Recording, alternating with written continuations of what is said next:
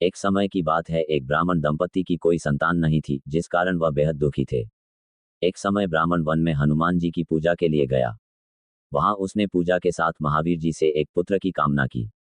घर पर उसकी स्त्री भी पुत्र की प्राप्ति के लिए मंगलवार का व्रत करती थी। वह मंगलवार के दिन व्रत के अंत में हनुमान जी को भोग लगाकर ही भोजन करती थी। एक बार व्रत के दिन ब्राह्मणी ना भोजन बना पाई और ना ही हनुमान जी को भोग लगा सकी। उसने प्रण किया कि वह अगले मंगलवार को हनुमान जी को भोग लगाकर ही भोजन करेगी। वह भूखी प्यासी 6 दिन तक पड़ी रही। मंगलवार के दिन वह बेहोश हो गई। हनुमान जी उसकी निष्ठा और लगन को देखकर प्रसन्न हुए। उन्होंने आशीर्वाद स्वरूप ब्राह्मणी को एक पुत्र दिया और कहा कि यह तुम्हारी बहुत सेवा करेगा। बालक को पाकर ब्राह्मणी अति प्रसन्न हुई। उसने बालक का नाम मंगल रखा।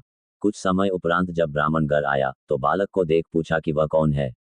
पत्नी बोली कि मंगलवार व्रत से प्रसन्न होकर हनुमान जी ने उसे यह बालक दिया है। ब्राह्मण को अपनी पत्नी की बात पर विश्वास नहीं हुआ।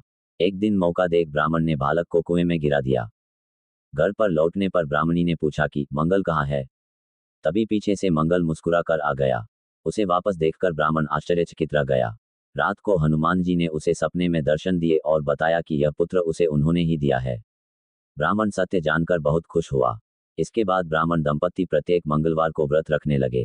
जो मनुष्य मंगलवार व्रत कथा को पढ़ता या सुनता है और नियम से व्रत रखता है, उसे हनुमान जी की कृपा से सब कष्ट दूर होकर सर्व सुख प्राप्त होता है और हनुमान जी की दया के पात्र बनते हैं।